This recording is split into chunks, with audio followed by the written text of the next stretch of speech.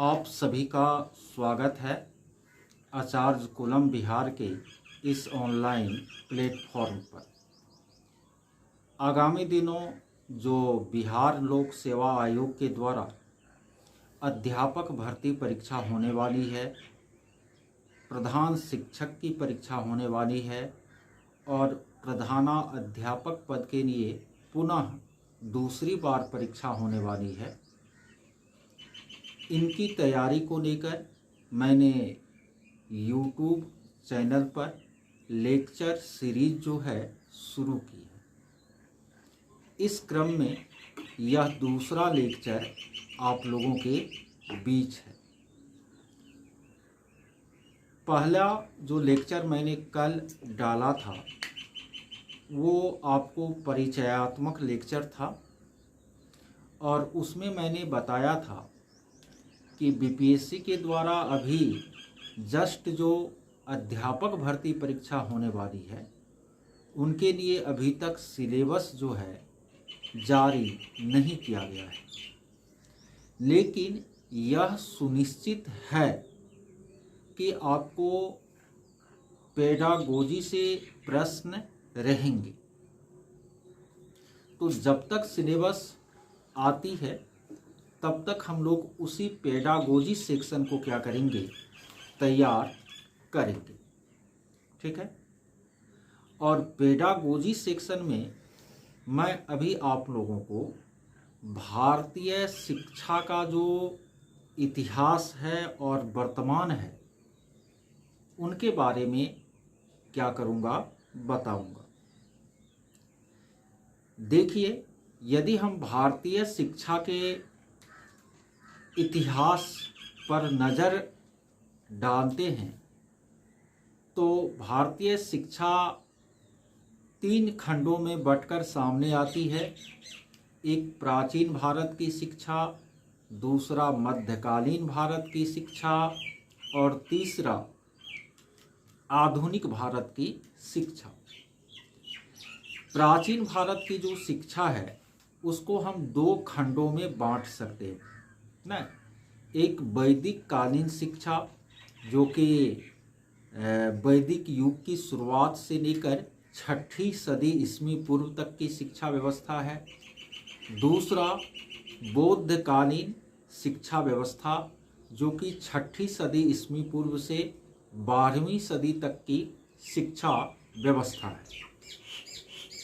तो ये वैदिक कालीन और बौद्ध कालीन यानी 12वीं सदी से पहले की जो शिक्षा व्यवस्था है वो प्राचीन भारत की शिक्षा व्यवस्था है। मध्यकालीन भारत की जो शिक्षा व्यवस्था है उसको मुस्लिम कालीन शिक्षा व्यवस्था भी कह सकते हैं और इनका जो समय सीमा है वह 12वीं सदी से लेकर के 18वीं सदी तक। और आधुनिक भारत की जो शिक्षा व्यवस्था है इसका पुनः हम 2 खंड कर सकते हैं। एक ब्रिटिश कालीन शिक्षा व्यवस्था और दूसरा स्वतंत्र भारत की शिक्षा व्यवस्था। तो कुल मिलाकर के 5 सेक्शन में हम लोग भारतीय शिक्षा के इतिहास को पढ़ेंगे। पहला सेक्शन होगा वैदिक कालीन शिक्षा व्यवस्था, दूसरा सेक्शन होगा बौद्ध कालीन शिक्षा व्यवस्था, तीसरा सेक्शन होगा मुस्लिम कालीन शिक्षा व्यवस्था, चौथा सेक्शन होगा ब्रिटिश कालीन शिक्षा व्यवस्था और 5वां सेक्शन होगा स्वतंत्र भारत की शिक्षा व्यवस्था। ये 5वां सेक्शन सबसे बड़ा होगा, इसमें बहुत सारा चीज़ क्या करना है, हम लोगों को पढ़ना है। और इधर जो 4 सेक्शन है वो छोटा छोटा होगा।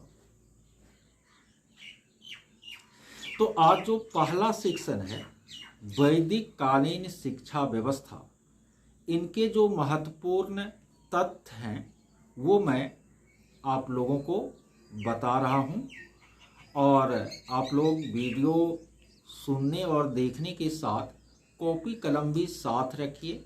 जो महत्वपूर्ण पॉइंट है उसको नोट करते चलिए।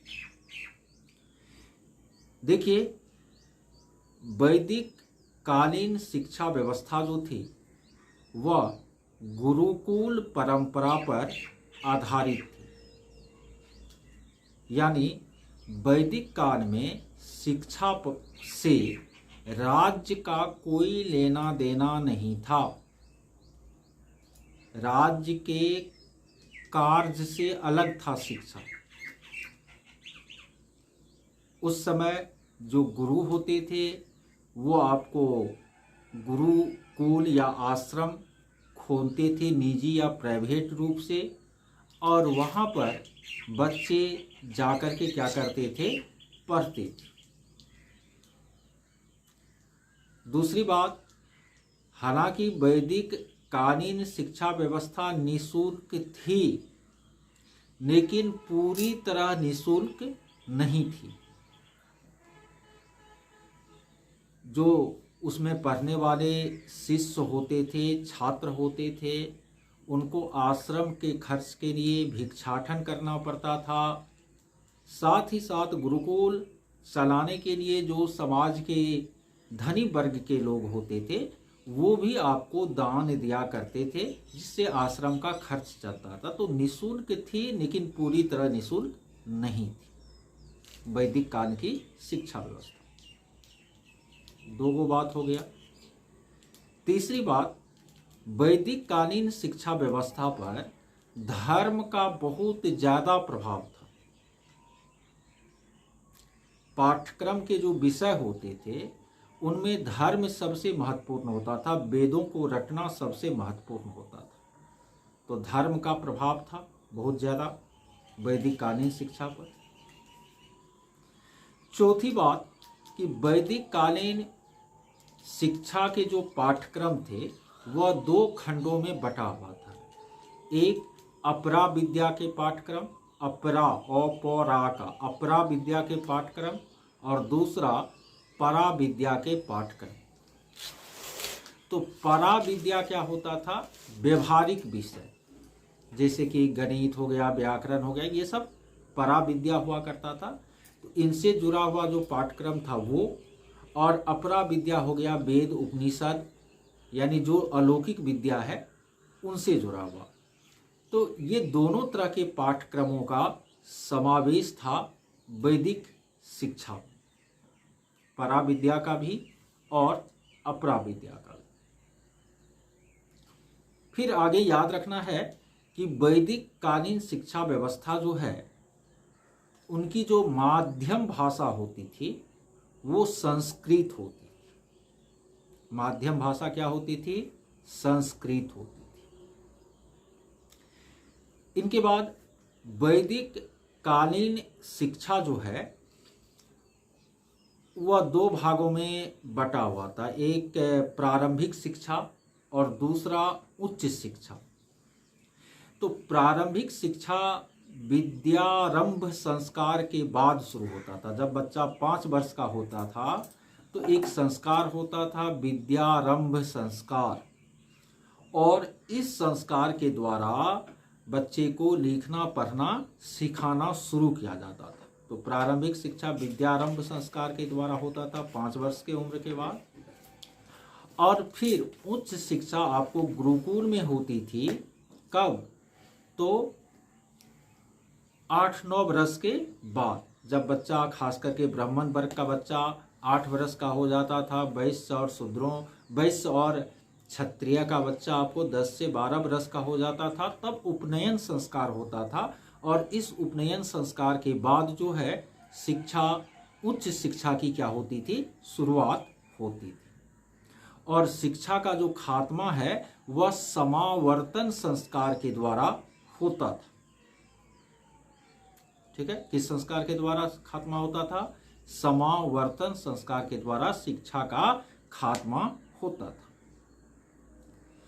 इनके बाद याद रखना है कि वैदिक कालीन शिक्षा सर्वसुलभ नहीं थी, समाज के सभी लोगों के लिए उपलब्ध नहीं थी, बल्कि जो ब्राह्मण क्षत्रिय और वैश्य, उसमें भी जो धनी मानी लोग थे उनके लिए ही शिक्षा उपलब्ध थी।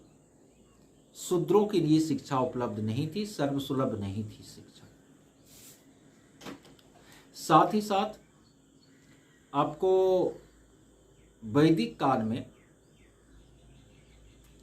जो प्रमुख शिक्षा के केंद्र हुआ करते थे उनमें एक नाम आता है तक्षशिला। तक्षशिला का नाम सुने होंगे, चाणक्य वहीं का विद्यार्थी था। उस समय जो गांधार राज्य हुआ करते थे उनकी राजधानी तक्षशिला थी, और यह तक्षशिला अभी पाकिस्तान में है। वहाँ पर आपको विश्वविद्यालय भी थे। तो तक्षशिला विश्वविद्यालय वैदिक और ब्राह्मणीय शिक्षा का ही केंद्र हुआ करता था।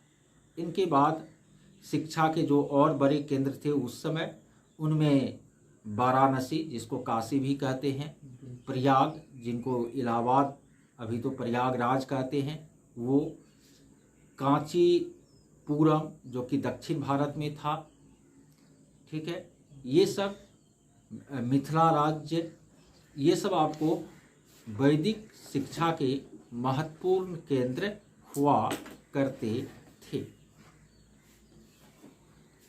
तो वैदिक कालीन शिक्षा के अंतर्गत अभी मैंने जितना पॉइंट बताया है बस इसी को याद रखना है। एक चीज यह कि वैदिक कालीन शिक्षा में शिक्षा का जो अंतिम उद्देश्य था वह मोक्ष या मुक्ति की प्राप्ति था। नारा भी यही था, सा विद्याया विमुक्तये। एक चीज और छूट गया, वैदिक कालीन शिक्षा व्यवस्था में जो शिक्षण पद्धति थी वह कंप्लीटली शिक्षक केंद्रित हुआ करती थी। अनुकरण के द्वारा, रटकर सीखने पर, न कठोर अनुशासन, इन सब पर ज़्यादा जोर उस समय दिया जाता था। यानी शिक्षण पद्धति कंप्लीटली शिक्षक केंद्रित हुआ करती थी वैदिक युग। तो आप लोगों को क्या सब याद रखना है कि वैदिक कालीन शिक्षा गुरुकुल परंपरा पर आधारित थी। शिक्षा की माध्यम भाषा संस्कृत थी। प्रारंभिक शिक्षा की शुरुआत 5 वर्ष में विद्यारंभ संस्कार के द्वारा होता था। उच्च शिक्षा के संस्कार उपनयन संस्कार के द्वारा होता था। वैदिक काल में शिक्षा जब पूर्ण हो जाता था किसी भी बच्चे का तो फिर समावर्तन संस्कार होता था। वैदिक काल में शिक्षा पर धर्म का बहुत ज़्यादा प्रभाव था। शिक्षा निःशुल्क थी लेकिन पूरी तरह निःशुल्क नहीं थी। वैदिक काल में शिक्षा आपको सर्वसुलभ नहीं थी। वैदिक काल में नारियों को शिक्षा के लिए अच्छा खासा मौका उपलब्ध था। ऐसा नारी पर कोई प्रतिबंध नहीं था, वे भी पढ़ लिख सकती थी। वैदिक काल में तक्षशिला, कांचीपुरम, ये सब प्रयाग, काशिया, बनारसी, ये सब आपको शिक्षा के महत्वपूर्ण केंद्र हुआ करते थे। तो ये सारी बातें आप लोगों को क्या रखनी है, याद रखनी है। तो आज के कक्षा में हमने वैदिक कालीन शिक्षा पर डिस्कस किया। कल मैं बौद्ध काल की जो शिक्षा है और फिर वैदिक काल और बौद्ध काल की शिक्षा व्यवस्था की जो तुलना है उनके बारे में आप लोगों को क्या करूँगा, बताऊँगा। फिर आगे इसी तरह से क्रम जो है बढ़ता जाएगा, कारवां बढ़ती जाएगी। और हमारी कोशिश आगे यह भी होगी कि अभी तो केवल मैं लेक्चर वे में दे रहा हूँ, और कल या परसों से हमारी कोशिश होगी कि हम एक अच्छी व्यवस्था के तहत बोर्ड पर लिख करके एक्सप्लेन करूँ, जिससे आप लोगों को और ज़्यादा समझ में आए। धन्यवाद इसको देखने के लिए।